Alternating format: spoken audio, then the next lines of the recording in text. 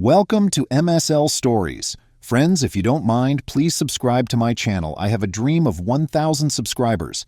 Thank you. Let's start the story. The shredder I'd placed on the walnut buffet whirred louder than the jazz humming from the Bluetooth speaker. Madison's fork froze halfway to her lips, a ribbon of tagliatelle sliding back into the bowl I'd spent all afternoon simmer seasoning. Her eyes landed on the slim stack of papers disappearing between the blades. She recognized our prenuptial agreement the moment the gold-embossed notary stamp vanished into confetti. "Jordan, what are you doing?"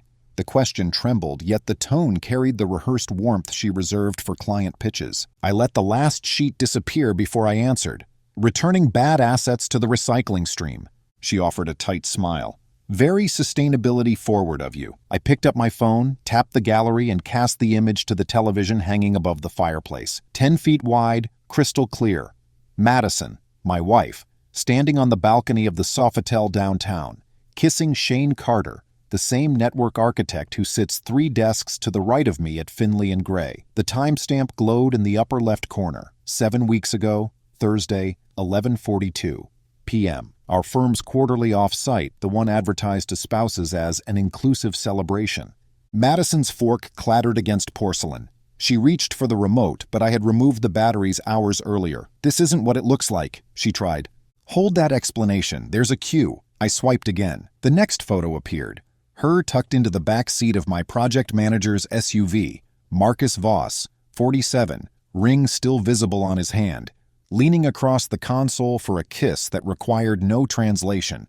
Different night, same pattern. I watched the color in her cheeks switch from crimson to chalk. She stood, smoothing the lavender silk blouse I bought for her last birthday. "I can explain. You'll have plenty of room for narrative in court."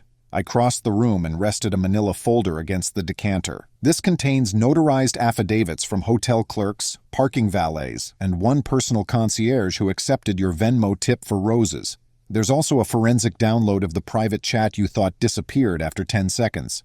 Spoiler, nothing truly deletes." Her gaze darted toward the hallway as though escape could still be negotiated. She loved strategy. I could almost see her calculating odds. The mental arithmetic ended when I spoke again. "I want you to move out tonight." Madison's fingers tightened around the back of the chair. "Jordan, let's slow down. We can go to counseling. If I wanted group therapy, I'd invite Shane and Marcus and bring popcorn." I lifted a second folder. "Instead, we're doing something more constructive. You'll find a property settlement I drafted with MacArthur and Lowe. I'm invoking Section 11, the infidelity clause you signed the afternoon before our wedding. Your signature sits below mine, witnessed by your father's corporate attorney. No alimony, no stake in the condo. Your car is leased in my name. I'll be turning it in next week. You keep your personal belongings and whatever dignity remains in that handbag." She stared at the shredded snow collecting in the catch bin. "You destroyed the prenup. That section goes with it. I destroyed the copy we stored here. The original lives in a fireproof drawer at my bank. I shredded this one for dramatic tension, though the confetti will be handy once the divorce decree arrives." Madison's mouth opened, closed, then settled on a thin line. "You're humiliating me for sport." "I'm engineering consequences." I walked past her, opened the front door, and motioned outside. "Lila is waiting." Madison frowned. "Your security engineer friend? Why is she here?" Lila Chen appeared on the porch, black ponytail snapping in the evening breeze, tablet tucked under her arm. "Intervention escort," she said, stepping inside. "Jordan asked me to keep the conversation verifiable." I handed Lila my phone. She tapped a record button. A green light winked. Madison glared at both of us. "You think this will hold up? A video of me crying while you bully me out of my home?" "Proof of civil tone," I corrected. "When your attorney claims I raised my voice or threatened you, the footage will show calm procedure." She looked at Lila. "Really? You're enabling him?" Lila shrugged. "I prefer the term digital accountability." Madison's shoulders sagged. "Where am I supposed to go?" "Your parents remodeled the carriage house last spring," I said. "Plenty of room." She hesitated, then walked to the hallway, retrieving the overnight bag that sat by the console table, so she had anticipated fallout, at least subconsciously. On her way out, she paused by the shredder. "You once promised we'd grow old together." "I also promised mutual respect." I closed the door gently behind her, then exhaled in a way my lungs hadn't managed in months. Lila perched on the sofa arm. "Phase 1 executed. How do you feel?" "Lighter." I watched Madison's taillights recede through the bay window. But I'm not done. 7 months earlier, a change in Madison's weekend routines set this chain reaction in motion. She claimed her agency landed a luxury fragrance campaign requiring late-night brainstorming, though her perfume smelled nothing like boardroom coffee. I pivoted from suspicion to verification, using the same sleight of hand I deploy against cyber intruders at work. A network trace on our home router revealed a second phone connecting at 3 a.m., always the same MAC address. Burner, of course. From there, breadcrumbs multiplied. A receipt for a rooftop lounge tucked between grocery coupons, Bluetooth pairing records for Marcus's Tesla in Madison's phone backup, calendar entries mislabeled as Yoga with Alice. My job rewired my reflexes to doubt anomalies. Her secrecy became a neon anomaly. I kept quiet, documenting. Secrets are currency, and I wanted enough reserve to purchase peace on my terms. By the time Madison hosted her 32nd birthday at our condo, I had terabytes. Shane and Marcus, oblivious, toasted her with vintage rosé. I observed from across the kitchen island while Shane's fingers brushed her lower back just a beat too long. When Madison caught me watching, she smiled brightly, a stage light meant to blind. I finished my drink and mapped angles for the coming siege. Tonight marked the opening attack. Domestic theater meant to secure the battlefield. Phase 2 targeted professional spheres. Both men thrived under reputations squeaky enough to skate promotions. That gloss would peel once their HR directors received the package Lila and I finalized, replete with screen captures of company Slack DMs where they coordinated hotel room numbers during out-of-town conferences. Finley and Gray's code of conduct forbids relationships that create conflicts of interest, especially with married colleagues. Shane and Marcus could run spin, but screenshots trump charisma. Tomorrow, Lila said, tapping her tablet. I'll trigger the scheduled emails at 9:01 a.m. after the compliance officers finish their cappuccinos. Perfect. I rubbed a thumb across the scar on my index finger, earned from soldering circuitry in college. Planning calms me. Execution ignites me. Both sensations now overlapped. Have you considered backlash? Lila asked. Madison may claim you invaded her privacy. I never accessed her encrypted messages, I said.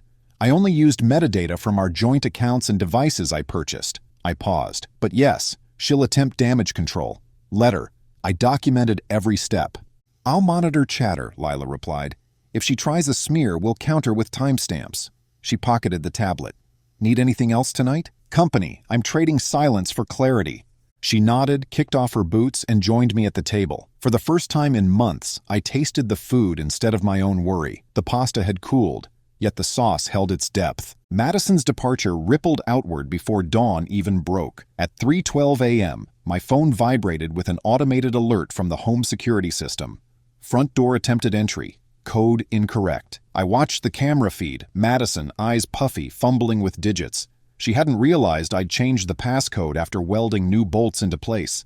I let the system blare for 20 seconds before disarming remotely. She stared up at the lens, anger replaced by something closer to regret. I ended the feed. Boundaries require enforcement. At 6, the sky unfolded a gray sheet over Chicago. I buttoned a charcoal suit, slipped the custody flash drive into my inner pocket, and cycled to headquarters, savoring lakefront wind that numbed my cheeks and sharpened intent. Inside the glass atrium, colleagues were already clustering around tablets, murmuring. The HR director, Gwen Harper, strode past me like a storm cloud, expression unreadable. By 9:14 a.m., Shane was escorted from the open-plan bullpen to a conference room whose blinds slammed shut behind him. Marcus followed 8 minutes later. Both avoided my gaze, though Marcus managed a brief shake of the head as if this detonation came from nowhere. Denial often arrives wearing confusion's mask.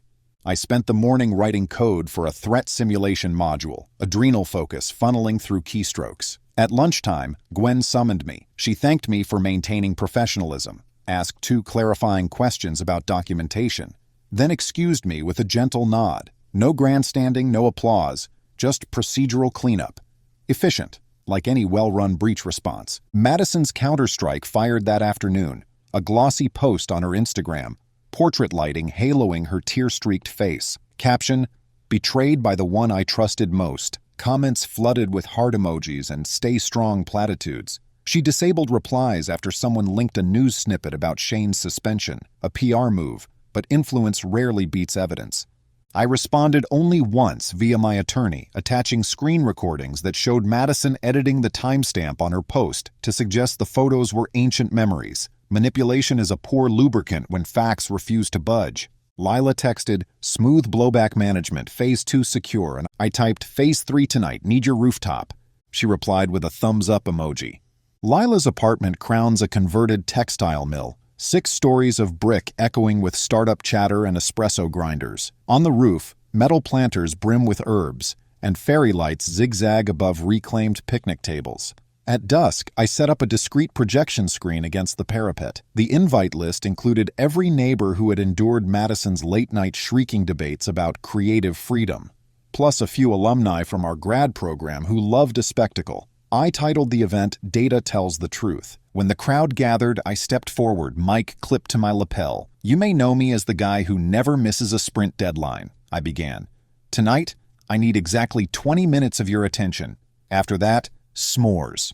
I narrated selectively, not the pain, only the proof. Each slide displayed anonymized metadata, hotel invoices highlighting overlapping dates, and chat transcripts where Shane bragged to Marcus. "She says marriage is a brand, not a bond." Gasps surfaced. Someone whispered an expletive. I concluded with a gentle scroll through Madison's curated social media life. Sunlit breakfasts, hand-holding selfies, motivational quotes, juxtaposed against the raw logs, reality versus veneer. The contrast spoke louder than I ever could. I closed the deck. "The person you see online may not exist offline. Trust, but verify." Applause rolled across the roof, not thunderous but steady. Recognition of honesty's difficult shape. I thanked everyone, invited them to roast marshmallows. Lila clasped my shoulder, thermal venting complete. While I sliced grapefruit for cocktails, my phone buzzed again. Madison, voicemail. I ignored it. Then a second buzz, unknown number. I answered, expecting legal threats. Instead, a calm voice said, "Mr. Avery, this is Detective Laura Sandoval with the Financial Crimes Unit. We received documentation alleging potential insider trading involving Mr. Carter and Mr. Voss.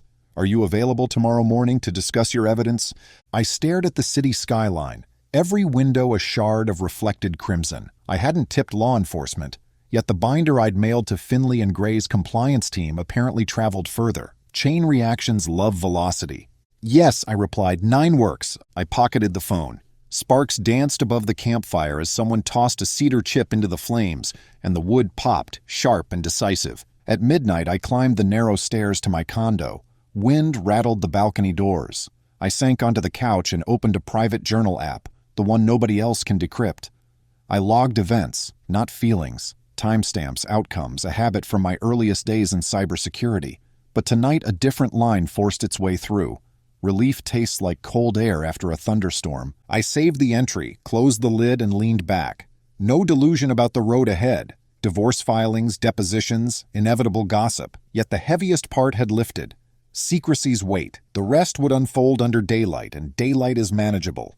Somewhere downtown, Madison regrouped, likely drafting an alternate storyline. Shane and Marcus wrestled with HR protocols and maybe worse. Tomorrow, my testimony would feed an investigation bigger than betrayal.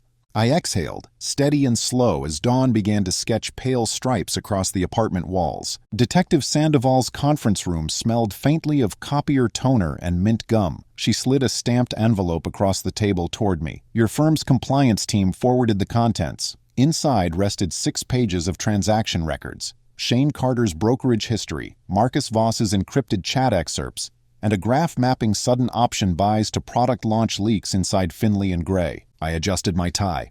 "My original motive was personal, not financial," I said.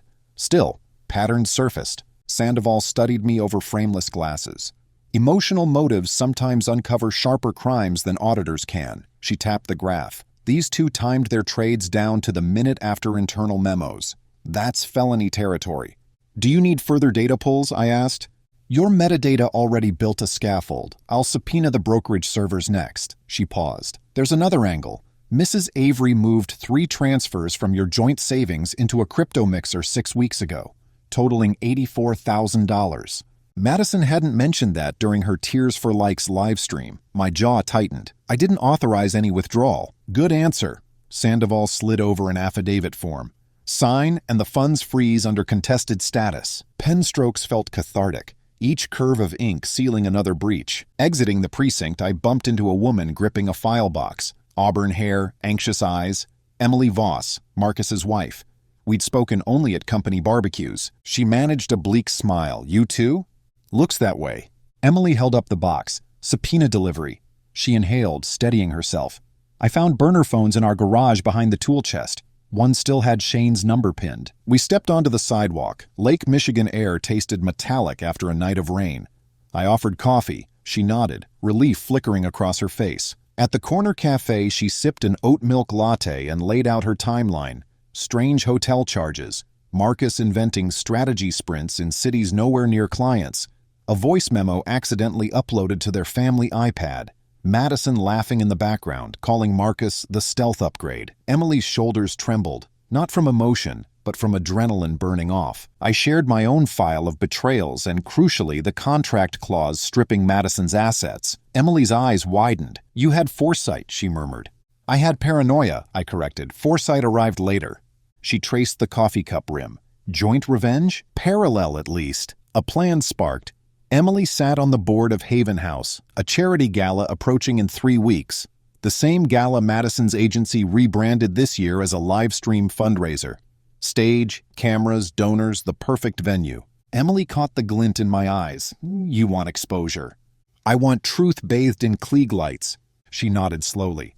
I can add a last-minute segment labeled Impact Story. Make sure the teleprompter says exactly what we feed it. That evening, Madison's lawyer, Jerome Peck, attempted détente, a letter proposing mutual asset division, citing domestic hostility, and threatening a restraining order if I released more footage. My attorney, Nina Patel, drafted 3 sentences. My client welcomes judicial review. Please see attached forensic evidence of spousal fraud. End of conversation. Madison, boxed from the legal flank, switched to media warfare. A lifestyle blog published an anonymous essay painting her as victim of digital gaslighting. I forwarded the piece to Lila, who fact-checked line by line, then posted a concise rebuttal linking public court filings. Without insults, without flourish. Numbers defeated narrative. Comments swung within hours. The blog quietly removed the article. Still, Madison wasn't naive. Next morning, a private investigator tailed me from my condo to the gym, camera lens poking from a sedan. I snapped a photo of the license plate, passed it to Detective Sandoval. Less than a day later, the tail disappeared. Apparently, the PI had outstanding parking warrants and preferred quieter streets. Phase 4 required creativity. I spent the weekend scripting an augmented reality overlay, my hobby between penetration testing gigs. Users could point a phone at Finley and Gray's headquarters and see a data visualization, nodes showing insider trading alerts flaring around Marcus and Shane's icons. I geofenced it to a 2-block radius, invisible to outsiders yet plenty visible to downtown lunch crowds. By Monday noon, screenshots trended on X-Signal. HR issued a memo promising swift disciplinary alignment, corporate speak for cleanup before the SEC calls. Shane texted me a single line, "What do you want?" I replied, "Accountability delivered in person, gala stage, 3 weeks, choose courage." No response followed. That silence told me the hook had set. Preparation became ritual. Days, code reviews, depositions, custodian interviews. Nights, voiceover practice for the gala, guided by Emily, whose stage presence rivaled seasoned anchors. We refined every sentence to slice without splatter, mindful of donor sensitivities yet unforgiving toward the guilty. Mid-rehearsal one Thursday, Emily received a call from an unknown number. She put it on speaker. Madison's voice surfaced, brittle yet controlled. "We don't have to scorch everything," she began. "The men exploited us both. Let's address them, not each other." Emily tilted her head, amused. "Define us both." "You and I fell for their manipulation." Madison's tone wrapped blame in velvet. "Jordan's dragging everyone down to prove a point. We could form a united statement." My pulse steadied. I mouthed, "Stall her." Emily sighed theatrically. "I'll consider it. Send the draft." After hanging up, she laughed under her breath. "She's trying to pivot herself into sisterhood after months of secrecy." I pulled up a document. "Let's not underestimate her. This is the cease and desist she mailed to the gala board claiming your segment defames her." Emily scanned the lines, then looked at me. "We need ironclad defamation immunity. I've layered every statement with primary source footnotes," I said. "We'll also run a nonprofit counsel review." "Do it." Her voice strengthened. I won't let her hijack charity for reputation laundering. Day of the gala arrived beneath crystalline autumn skies. The ballroom, draped in silver gauze and violet uplighting, resembled a starfield. Donors in tuxedos sipped craft mocktails while a jazz quartet threaded brass over conversation. I wore a midnight blue suit, no tie, pocket square folded at military precision. Emily, in emerald satin, greeted each guest with steady warmth. Madison controlled the backstage monitors, headset clamped like a crown. Our circles overlapped without collision, two parabolas poised to cross at one exact coordinate. 20 minutes before the broadcast, Detective Sandoval texted, "Search warrants executed, Carter and Voss in custody." She attached a photo. Shane led from his condo in handcuffs, posture deflated. Marcus flanked by two agents staring at pavement. I forwarded the photo to Lila, who triggered a social media ticker set to unveil after the gala segment. Backstage, Madison paced near the teleprompter while a makeup artist dusted powder across her cheekbones. She caught sight of me and approached, voice low. "If you humiliate me out there, you'll regret it. I still have followers." "Truth doesn't fear follow counts," I said evenly. "Enjoy the show." She snapped the headset cord against her thigh and stalked away. Emily's voice crackled through my earpiece. "Final house count check, ready when you are." The host, a local news anchor, introduced the impact story. House lights dimmed. A hush rolled across the ballroom. I stepped onto the minimalist stage, dome spotlights warming my shoulders. Center screen displayed the Haven House logo. "My name is Jordan Avery," I began, gaze sweeping the audience. "Tonight's charity protects families blindsided by financial betrayal. I stand here because betrayal visited my home too." Gasps echoed, some recognizing news leaks, others meeting the scandal live. I continued, every word anchored by evidence. "I discovered that my spouse and two of my colleagues weren't simply unfaithful. They covertly leveraged private corporate information for profit, opportunism disguised as affection." I tapped a remote. Screens filled with the SEC-verified chart linking profits to leaks. The cost? Not only my marriage, but the retirement funds of shareholders unaware their trust was commodified. Camera lenses pivoted, recording donors' widened eyes. "Haven House will receive restitution once recovery suits conclude. Victims deserve restitution, not pity." Applause broke out, tentative then swelling into sustained support. I stepped aside as Emily walked forward. She took a steady breath. "I'm Emily Voss. Betrayal crossed my doorstep too. We cannot undo deception, but we can redirect its fallout to build safer ground for others." She gestured toward a transparent donation counter projected above us. Numbers ticked upward. Backstage, I spotted Madison glaring at the monitor. Her expression blended shock, anger, maybe a sliver of admiration at the theatrical precision. She reached for the master feed switch. Too late. Lila, seated at the AV console, slid the manual override plate over the controls, key turned. Madison's headset crackled. "Return to your station," the technical director ordered. She froze, then stormed off stage, heels stabbing carpet like metronomic threats. Emily concluded, "We invite you to invest not merely in a shelter, but in accountability." She stepped back. House lights brightened. Donors rose in a standing ovation. The counter hit $2 million, surpassing previous galas before the dessert course even rolled out. Madison's final gambit arrived the following week. A defamation suit filed in civil court claiming malicious orchestration for personal vengeance. Nina Patel smiled when I forwarded the complaint. "Discovery will shred that narrative," she said. "Plaintiff will need to prove statements false. We have certified data and law enforcement action." At deposition, Madison faced a conference table semicircle. Opposing counsel, financial crime officers, the Haven House attorney. She attempted tears. The stenographer kept typing. Finally, when confronted with the crypto mixer transfers, her composure fractured. "I was securing emergency assets," she insisted.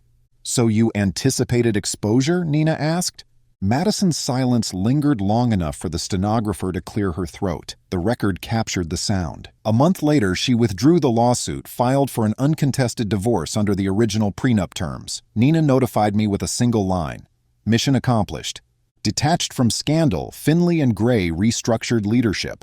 HR offered me Marcus's vacated project manager role. I accepted on conditions. Expanded whistleblower protections, mandatory ethics workshops, and funding for an internal secure reporting portal staffed by Lila's new consultancy. Management agreed. Optics demanded it. On Emily's side, Haven House Board elected her chair, citing poise under pressure. The gala's net donations topped $5 million after worldwide syndication. She invited me to join as cybersecurity advisor pro bono. I said yes.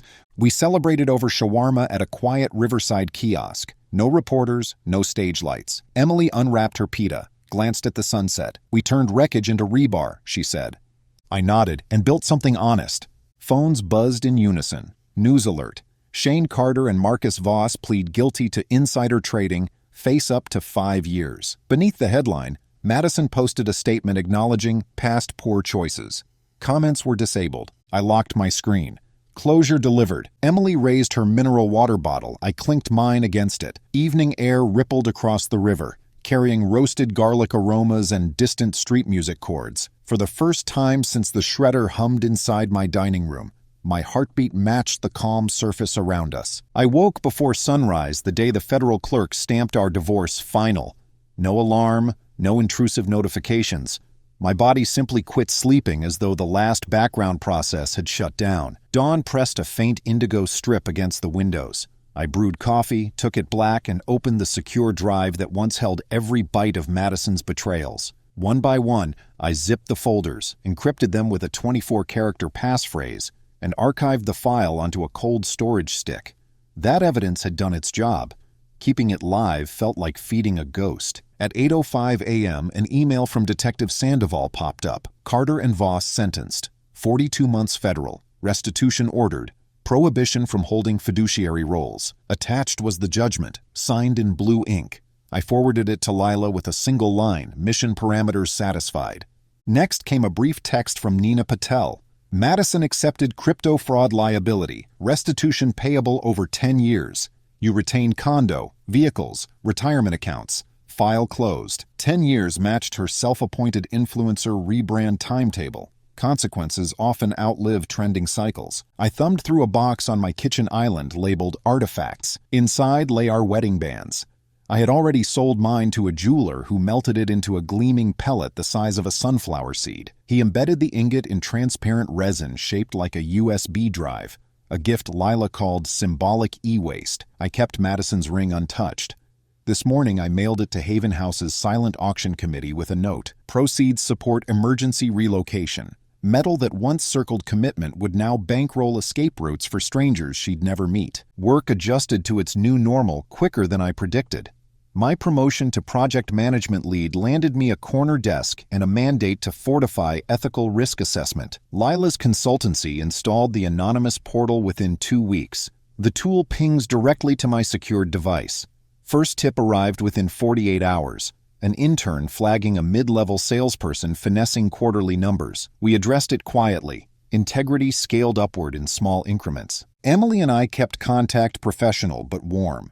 She invited me to Haven House board meetings where we mapped trauma response training for volunteers. One afternoon, she brought her 8-year-old Luke to a planning session after school daycare closed early. Luke drifted between folding chairs, clutching a battered robotics kit. While Emily finalized grant wording, I helped him program a microservo to raise a cardboard drawbridge. He asked why his father couldn't come home yet.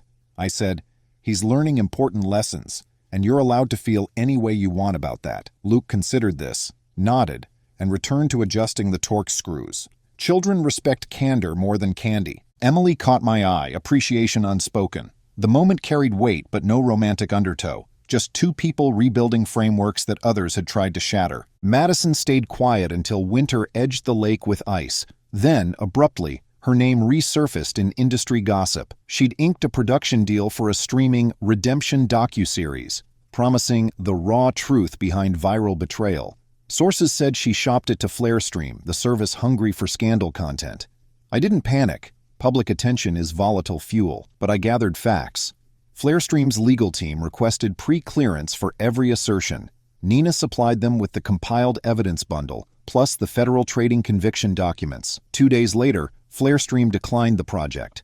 Madison posted a vague rant about corporate censorship, which trended for 8 hours before sliding under a TikTok dance craze. Even digital megaphones carry only so far when the foundation beneath them has cracked. March arrived smelling of thawed asphalt. On a Thursday evening, Lila and I hosted the inaugural Integrity by Design Symposium inside Finley and Gray's Skybridge Auditorium. Attendance maxed out. Even remote offices streamed in. I opened with a demonstration, the resin-embedded metal sliver, my ring reincarnated as a USB, projected huge on the screen. "This fragment used to represent a promise," I said, rotating it under the document camera so the resin caught the light. "Now it stores the encrypted code for our new whistleblower platform. Relationships and data share a truth. When compromised, you can discard them or forge them into stronger tools. No floral language, no melodrama, just the artifact and its new function." The audience leaned forward. Engineers appreciate literal symbolism. During the break, a woman introduced herself, Donna Reyes, Shane's former fiancée. She thanked me for flipping the light switch everybody else pretended didn't exist. Shane's collapse had spared her an almost wedding. Closure sometimes arrives by ricochet. The condo lost its echoes by April. Where Madison's fashion racks once stood, a slate-gray standing desk faced the skyline. Shelves held clean lines of books, a bonsai pine, and a framed print of a lighthouse at dusk, steady beams slicing open fog. I rehearsed my TEDx talk there, from betrayal to systems resilience. 10-minute walk to the theater, 10 minutes that felt like crossing a bridge from past into blue-lit present. The talk linked emotional breach recovery with zero-trust architecture. When I stepped off stage, sweat cooling against my collarbone, the curator whispered, "That resonated." Metrics later confirmed. Highest audience retention of the evening. I visited Detective Sandoval to hand-deliver a final thank you. She declined cupcakes but accepted a hardware-encrypted drive preloaded with our symposium's training module for the Financial Crimes Task Force. "No expiration date," I told her. "Corruption mutates. Software updates are free." She smiled, the kind of smile cops reserve for seeing the dominoes land exactly where physics predicted. Summer returned, and with it the rooftop where everything shifted. Lila organized a small gathering. Just her, Emily, Luke, Detective Sandoval, Nina, and a handful of developers who'd spent weekends hardening the portal. String lights stretched overhead again, but this time a telescope stood beside the picnic table. We grilled sesame ginger skewers while city lights flickered on below. At twilight, Lila dimmed the overhead bulbs, and Sandoval guided Luke to the telescope. "Saturn's up tonight," she said. His whoop echoed off the parapet. Emily poured sparkling water into paper cups. "To Saturn," she toasted. We raised cups, bubbles snapping. I leaned against the parapet, breeze lifting my hair. In that moment, I felt the exact dimensionality of revenge. Not a pit that consumes you, but a lever that rebalances load and sets mechanisms right again. All the people who traded intimacy for leverage now wore outcomes calibrated in courts and ledgers. Every hurt mapped to restitution, every lie diffused by line-item truth, no residue of pity, no desire for encore. Detective Sandoval joined me, gaze scanning the constellation-glossed sky. "You kept the blade sharp without drawing unnecessary blood," she said. "I prefer precision instruments." I tapped my temple. Cleaner incision, faster healing. Behind us, Lila cued music, wordless synth lines sliding upward like silver threads. Nina recounted to Emily how the nonprofit's new bylaws protected whistleblowers. The conversations overlapped without collision, like well-written code modules calling shared libraries. Luke bounded over, eyes huge. "I saw the rings, they're like glow hoops." He tugged my sleeve. "Can you make a robot that walks up there?" "Keep calibrating servos," I said, "and we'll talk launch windows." He grinned and darted back toward the telescope. I realized then the night held no ghosts, only trajectories. I could trace each person's arc. Madison chasing dwindling clicks, Shane and Marcus counting federal days, Emily steering a rebuilt nonprofit, Luke looking up instead of back, and me, I'd turned a shredder session into a framework for daylight integrity. Wind rattled the herb planters. I inhaled basil and charred ginger, savoring the ordinary richness of a scene unworried about who might be lying behind it. My phone remained pocketed. No alerts were more urgent than this rooftop's quiet weave of voices. I finished my drink, crushed the cup, and dropped it into the recycle bin Lila labeled Future Materials. Below us, street traffic whispered. Above, rings of ice and rock circled Saturn, glinting in cosmic indifference. Somewhere between those extremes, a handful of humans stood on reclaimed brick, laughing without pretense, precise, balanced, complete. Thank you, friends.